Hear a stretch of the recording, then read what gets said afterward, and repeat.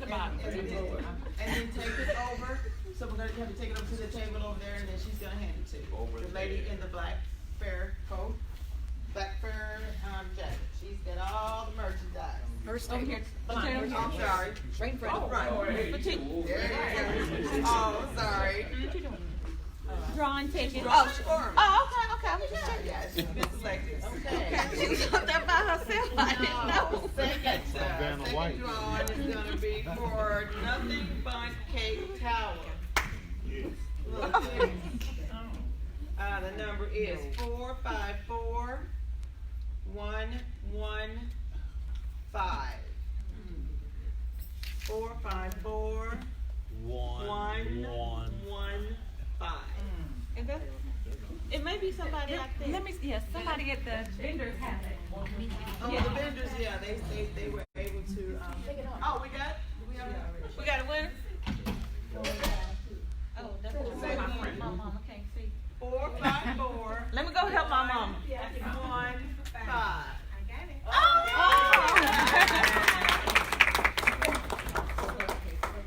This is the Nothing But Cakes. My mom won. Yay! Now we can put some pictures on your Facebook page.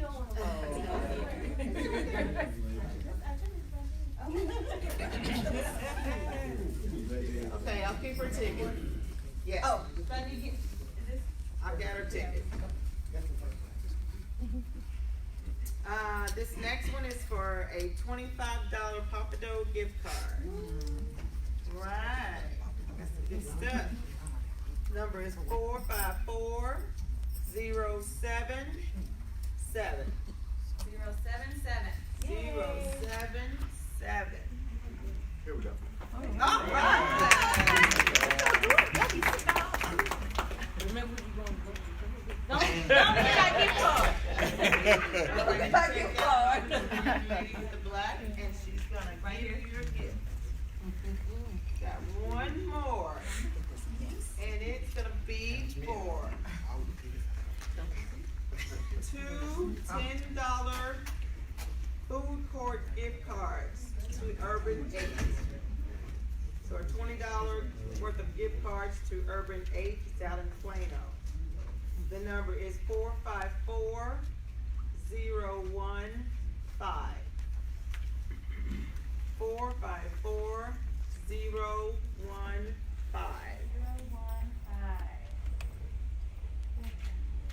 454015. Somebody got it.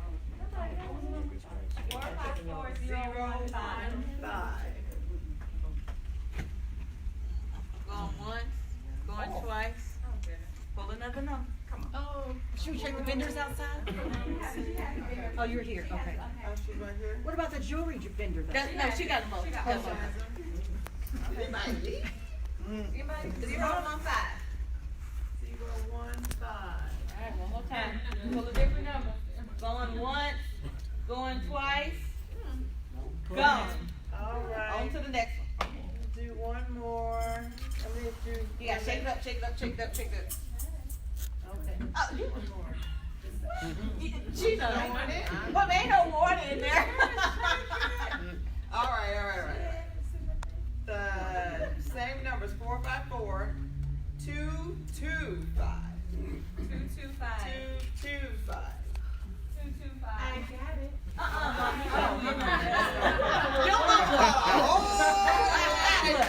She can donate it. And she your mama, okay, she the president's mama. That's right. CEO's mama. She Wait a bought minute. like tickets. What happened? We bought She done like bought 50 tickets. She gonna have to win something. All right. She's a lucky lady. Okay, thank you guys. We're going to be doing another one right after the first panel. The first panel is going to be out. Thank you all.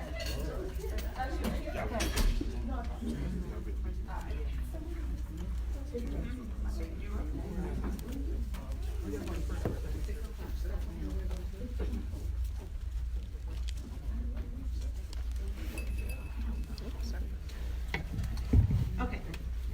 So that was the first raffle. I think we have about 3 more raffles throughout the night, so make sure you keep your tickets together. We got a lot of great gifts. Remember, we have a silent auction over there. can't remember the different items we have, so just get up and walk around and see what the silent auction is. So right now, we're getting ready to get started with the first panel, is that correct? Yes, that's correct. That's correct. Okay. So I'm gonna hand the mic over to Miss Pam. She is our MC for this evening, and she's gonna orchestrate how we're gonna proceed going forward. We have Miss Deborah here. She's gonna introduce the first set of guys.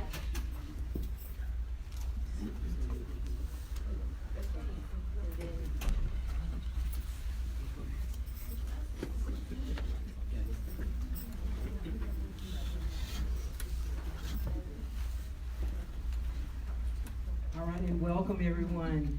So we're going to go ahead and begin, and I'm going to ask the following guys if they would come to the table, and if Anthony Alexander, if you could, okay, Jonathan Jones, are you in the room? Jonathan? Johnson. I'm sorry, I wrote it wrong. Jonathan Johnson, Melvin Campbell, Mark Tolliver, the second, and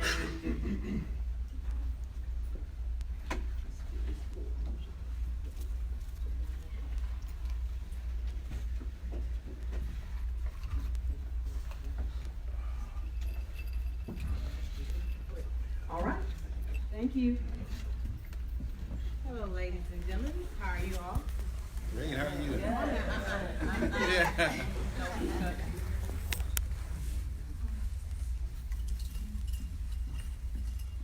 Okay. So we're gonna kind of improvise for a moment. So quickly, I want to introduce the Damas on the green and DC on the green. So when I call your name, if you would stand up. We have Sharita McCray. I got it. We have Diana Cage. Jackie Davis.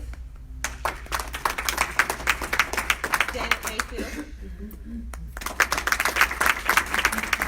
Deborah Jones.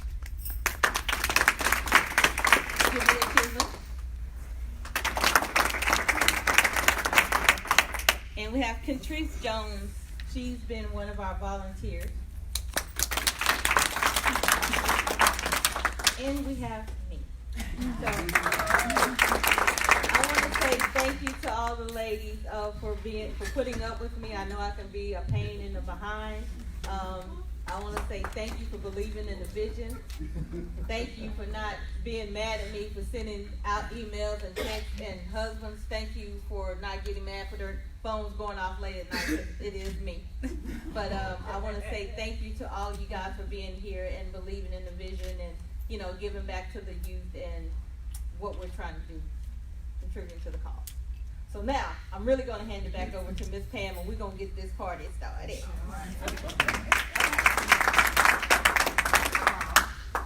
How's everyone? Awesome. I know you're full. I know you're full. So if you're happy and you know it, say amen. Amen. If you're full and you know it, say amen. Amen. Let's just come on, let's stand up, y'all. Come on, you gotta roll with it. Come on, roll with it. Roll with it. Come on, people, get involved. This is for a good cause, for the children. That's right. Okay? If you're happy and you know it, say amen. Amen. If you're happy and you know it, say amen. Amen. If you're happy and you know it, then your life should surely show it. If you're happy and you know it, say amen. Amen. If you're happy and you know it, clap your hands. Oh, y'all think I'm playing? If you're happy and you know it, clap your hands. If you're happy and you know it, then your life should surely show it. If you're happy and you know it, clap your hands. If you're happy and you know it, stomp your feet. Oh, y'all playing? If you're happy and you know it, stomp your feet. If you're happy and you know it, then your life should surely show it. If you're happy and you know it, stomp your feet. Y'all know what's next, right? If you're happy and you know it, do all three. Amen. If you're happy and you know it, do all three. Amen. If you're happy and you know it, do all three. Amen. Man, y'all not coordinating. Not at all. That's still a little, okay. Here's the last one. If you have any, you know it, then your life should surely show it. If you have any, know it, do all three. Amen. Thank you. So, we have, I am your MC. My name is Pam. I'm a friend of the president, and it's a blessing to be here. It's a blessing to just be the MC. So, I'm going to be comfortable. I'm going to take off my shoes, I'm going to walk, and I'm going to do me. Okay? So, let's just relax, and let's get it started. So, we have 3 men on the panel. We have Courtney. Where's my shoe? Diane. Introduce yourself. Let's just do this. Can you stand and introduce yourself? Just, you'll have a 3 seconds, that's all. If you're married, single, or you're dating. Yes. Single. Been married. All that. Okay, what's your name? Melvin. My name's Melvin. Well, welcome, Melvin. So are you single, are you dating? Or Yeah, single. He said married, all 3. All 3. Been divorced. Okay. Well, you ain't right now. You dating someone right now? No. I'm single. I'm not dating anyone right So now. are you looking? Of course, I'm always looking. Let me see. Hey, lady. This is about Match.com. What about you? Derek. Derek? Yeah. Derek, hey, Derek. Thanks, Derek. So you're gonna be choosing? Yes. So, what do you want me to like? Yeah, I got it. I'm taking out my shoes while you take Yeah, I'm gonna think about that one. Oh, shit, I already. I will have to think about that one. What type of woman you like? You know what type of woman you like. Don't be acting like I'm that. diverse with the type of woman that I like, so I like them tall, I like them small. You like like mom. Yeah. Like mom. Yeah. Okay, so you're single and looking and hunting and all that. Yes. Okay. And then we have Melvin. Wait. That's me. Melvin. Just hand the mic down. Just get the mic down to the next. Tell us a little bit about yourself. Are you married, single, shopping? My name is Mark II. I'm married. This is my wife Vivian right there. Yeah. That's my brown sugar. Yeah. So y'all want me to tell you why I call her brown sugar? I know y'all don't want to know what I'm telling y'all anyway. So like when you go to the store, then it's a whole bunch of regular sugar, right? And it's just a little bit of brown sugar. How brown sugar is special. So sometimes when you find a special woman, then you know she's special, so you gotta treat her that way. That's right. So see, everybody don't get a lottery pick. I got a lottery pick. See, only a fool can't tell when he's winning. So I'm winning. Wait, how long you been married? I've been married for 5 years. 5 years, congratulations. But we've been together for 12, but that's a whole nother. Well, that's all we need. That's all we need. Next married. Okay. Pass it down to the next one. Pass it down to the next one. Sharon, you're Jonathan Feigl on there. So Jonathan, tell us a little bit about yourself. Since we got a Sam, spoken name is Jonathan Johnson. I've been married 5.5 years. This is my wife Brittany right here.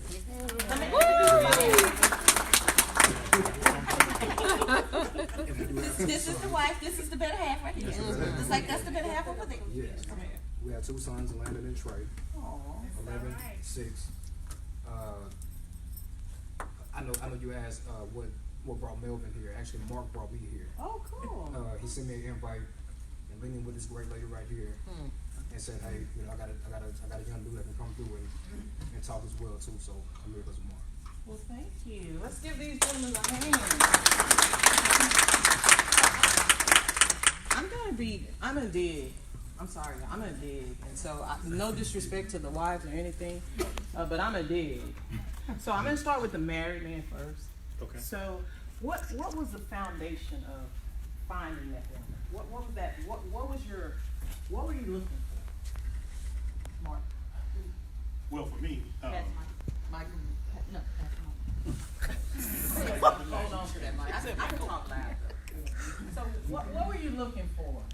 well, for me, just first things first. I'm the chaplain for the constable's office, precinct 4. So my whole existence is based on my relationship with God. So when I started looking for my wife, I wanted to have a woman that had the same level of faith that I had. because I wanted us to be bound by a spiritual foundation. So when I was working, I own my own business, so I had a security contract with the Women's AME Church National Conference down in Hamilton. So I walked in the room looking for my personal contact, and I saw all of these women in white, and they were all praising God. And I said, wow, if I could just find me a woman that had the same amount of faith that I had, then I would be happy, right? So this is my second marriage. I've been divorced for 2 years. I dated a little bit, but dating really wasn't what I thought it was gonna be. So I decided that I said, look, I'm just gonna be by myself until I find the right person. So helping my friend build a church at the time, I had 2 young children. They were 14 and 15, well, not 14, 15, I take that back. They were 5th and 6th grade, so they were like 11 and 12. Vivian had just adopted 4 boys. So she adopted 4 boys. I was over the youth ministry. So her boys came into the youth ministry. I saw Vivian once, and then all of a sudden she had disappeared. And well, she stopped coming to church, and she just disappeared. But something happened. She had a surgery, so she was out for like 4 or 5 weeks. Then she came back, and I was like, okay, there's that woman again. So as we started being friends, because I was part of praise and worship. I mean, I can sing all right, but you know, I ain't no Marvin Sapp or nothing like that. But she can sing. So we were serving, and then we became friends. She asked me about her relationship with God. She said, I believe in God, but I really didn't understand. Now, when I was like dating for a minute, I really understood that my relationship with people was to lead them to a relationship with Christ. It wasn't being a relationship with me. So I wanted to have somebody that I brought into a relationship with Christ.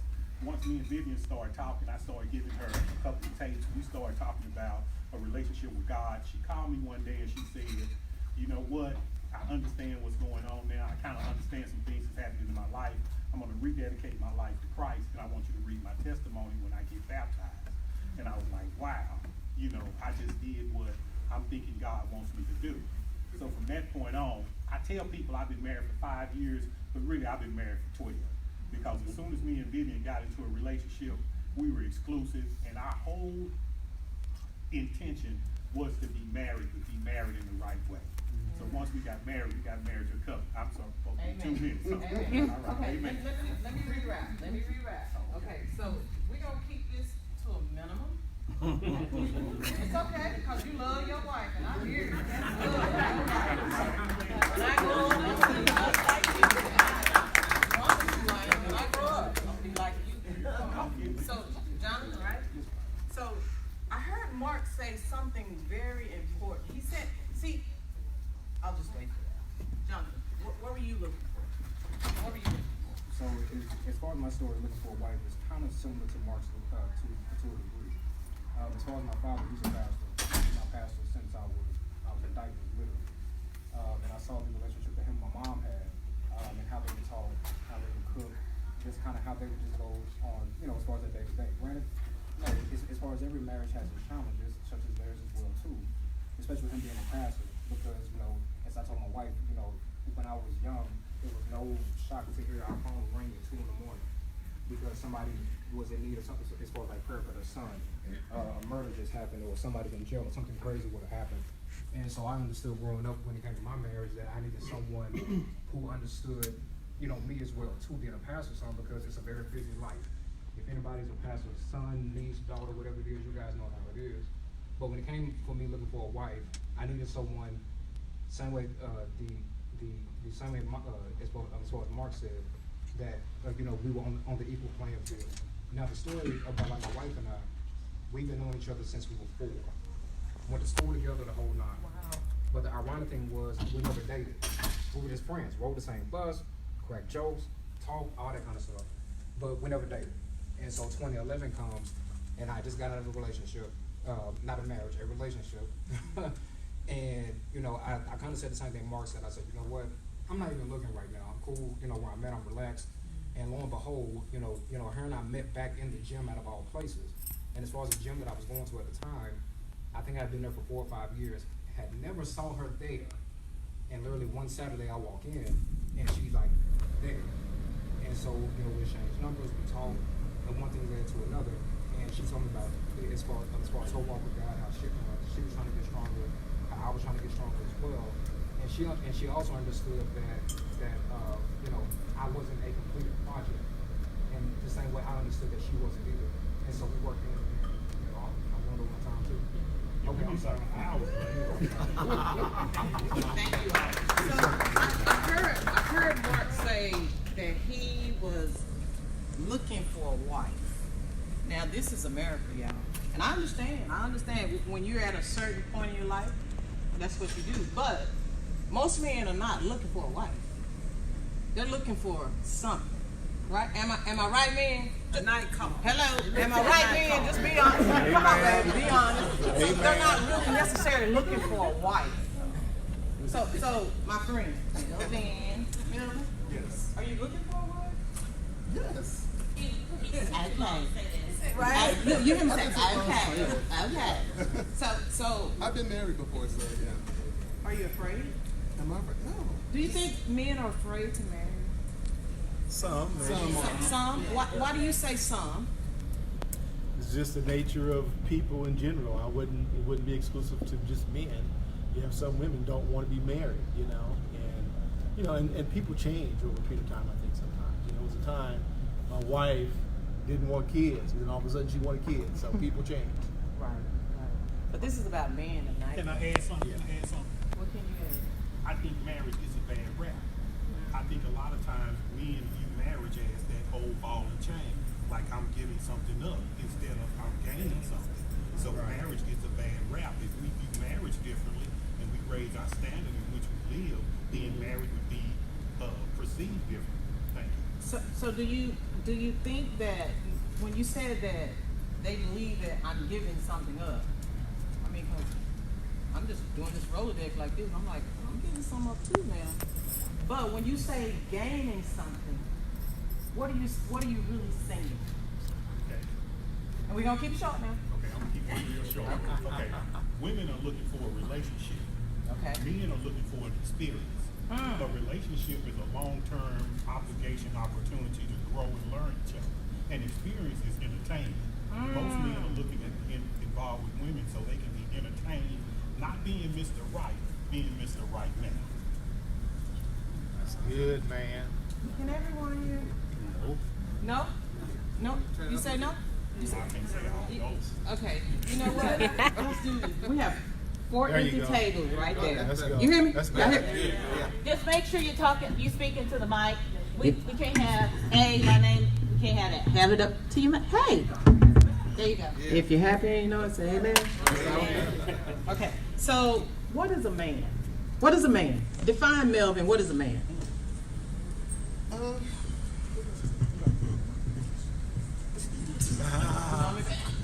2 minutes. Okay, well, it's gonna be short. I guess the way that I would define being a man is someone that takes care of their responsibilities. Just taking care of your responsibilities. You if you got children, take care of your children. If you are an adult, have your own place, your own car. You don't have to be rich, but just have your own, and being able to provide or be a helpmate to someone if you decide to get in a relationship. Mark? What's a man? 2 minutes. One. One? Okay. I would describe manhood as someone that lives life intentional. You have to be intentional. If you have a vision, you want a woman to be your helpmate, but you got to have a vision. You can't want a woman to help you and then you don't have a vision. So you have to be intentional. You have to be intentional about your goals, about your responsibilities, about who you are as a man. So you have to take on the responsibility that comes. When I wake up in the morning, then I have to take on the responsibility with me being a success. And that entails, in terms, calls for me to be intentional about how I behave. That's a minute 54-7. Okay. So what I'm gonna do, I'm gonna be standing in the middle of the floor. If I go like this, It's good. good. Go ahead, carry on. 5 seconds. So for me, okay, so y'all can hear me? Okay, so for me, as a man, kind of like both of these guys here said, as far as your responsibilities, you taking care of everything that you're supposed to take care of, even taking care of some of the stuff that's not yours. If you see a need that needs to be filled, fill the need. Don't run from it. That's part of the problem that we have in our especially my generation. Mind you, I'm 35. I'm not calling nobody old, but I'm 35. And as far as my generation, honestly, as far as men, they view things a lot different. It's not like it was with Mark, with my father, with my uncles and everything else. They view it as a game. They view it as, well, I can have kids and I don't have to step up to the plate to be a father to my kids, but I can go around the corner and raise these 10 pit bulls to make money. It doesn't make any sense, right? And so for me, that's what being a man is about. It's about just stepping up to the plate when you are needed, and not even just when you're needed. Whenever you know there's a need that, a need that has to be filled, you step up and you fill the void in any type of way that you can. Great job. So can we say that most men at a certain age doesn't understand what a man is supposed to be? Can we say that? No? Why do you say no? Well, I'm not gonna take it for very long, but my husband and I, we've been married for 35 years. Glory to God. I'm in Stanford Law School. He's an attorney in California now, in San Francisco. And my daughter's getting her doctor's in pharmacy, and she'll be done in about a year. So, to answer your question, I'm gonna put it on him. Okay, she put you on the spot. She did. Go ahead, You Will. drive the car and take pictures and don't say. What was the question? At what age is a man become a man? Nope, I said, Oh, no. so Go ahead. is it honest to say that a young man, and young, you can define it, it's your scale, do they really understand and know what it is to be a man? I'm not on the panel, and there's a reason for that. But okay, I would say that I can't speak for anybody else. I'm one of 8 billion people. Okay. For me, I mean, when I got married, that was it. I was a clown before I met her. We're not gonna talk about that, but no, just make a commitment. I decided within myself, this is what I'm gonna do and be about. So that was it. Okay, so looking outside, just look at, and when you look at the young teenagers today, the young men today, can we truly say that they know what it takes to be a man? That's what I'm saying. We're saying all the right things, but I'm talking about the future, because we're here.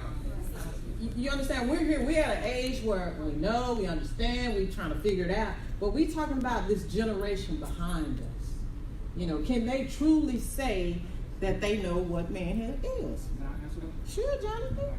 2 minutes. Okay, so for me to answer her question as far as the generation, I guess my generation will be the generation behind, and even the generation behind us. Honestly, the answer is yes and no. The old school saying of it takes a village, that still stands firm. The problem is we don't have a village anymore. Right. A lot of our village has died out. A lot of our village has given up. So, we have kids who, they don't have a sense of direction, but versus us pulling them to the side, we say, well, I guess they'll figure it out. So I don't feel the question of, do they know what it takes to be a man is necessarily relevant. It's who's showing them to be a man. Because if you don't have a father in the home, if you don't have a grandfather in the home, if you don't have uncles, cousins, they have no idea how to be a man. Because on the cool, as far as a woman can only take a man so far. Period. If you have sons, no offense if you're a single mother, but you cannot raise that boy to be a man. Amen. You can't. Okay? But at the end of the day, long story short, it takes that community, that village, to raise those young men to be, as far as the men that they need to be. Otherwise, we're going to have the cycle of repeat. And also please keep in mind, and I'm going to say this. For those who have a problem with the generation behind, I do ask you to look in the mirror, because as far as you are the generation that's raising that generation. Right. So before you judge them, ask, are you doing everything you can do to actually make, raise them the right way? That's all I'd ask. Right now. Okay, so I have a question. Mark, you want to say something? Yeah. 1 minute. 1 minute. Well, I just think that when you talk about manhood, and I think we live by the wrong standard. I think the standard needs to be lifted. If we live by the standard of the world, then the world standard tells young men how to live, and it's wrong. When you raising a boy and you raising a girl, children, you tell that little girl, you keep your skirt down, you don't have no boyfriends. Men talk about stuff like, oh, she a girl, so when she get cute, I'm gonna get my gun, and you trash yourself. My thing is, with a little boy, the first thing you do is you tell him, oh, you can have as many girlfriends as you want. The standard is wrong. If we create a different standard and we tell our young men, our young men learn how to be a man in the locker room, in the barber shop, by dudes lying to them. I'm the youngest of 6. My 5 older siblings are all female, and my dad didn't raise me. Mom put me on the football field when I was 7 years old. I learned all the wrong stuff about being a man. But the women in my household told me common sense. So I had the foolishness of the world and the wisdom of women. It's all about making a decision, but we gotta raise the standard. That's a minute 54 seconds. Love these minutes and 54 seconds. Okay, so you said it takes a village. You said that we need to look in the mirror and, see what we're doing. But like you said, a woman can't raise a man. Not a male child. So how are you, as a man, mentoring whomever you come in contact with? Whether it's on the job, whether it's in the church community, whether it's next door, across the street. How are you? I mean, God said, let your light shine. So how are you? 50 seconds. Okay, so basically to answer that question, there's a couple of things I make sure that I do daily and weekly. Number one thing I do on the side is I actually author children's books. I give them a positive image of what it is to see black people in a different light. When I was a kid, whenever we saw ourselves in books, it was all for the wrong things, crimes, murders. We all wrong, rape and all this other kind of mess or whatever. Whenever we saw ourselves in movies, it was the same thing as well. So that's one thing. The second thing is that I make it my purpose. Every Wednesday, I go to my son's school. I spend lunch with both of them and all their classmates. And it's to the point now to where I have their classmates walking up, shaking my hand, talking to me, telling me as far as their problems as well. Because as I made the comment of it does take a village, I fully understand that every kid doesn't have a father at home. Prime example, as far as our oldest son, one of his classmates' father is overseas in Iraq right now. And he brought that to me. And so as far as taking a village, sometimes kids just need someone to listen, to actually have, someone to listen to them versus judge them. So like I said, as far as I give them back, oh no, we do that. Yes, ma'am. Okay, we're gonna take a break right now, and so clear your throats, clear your minds, and we're gonna come back. Okay. It's Raffle time.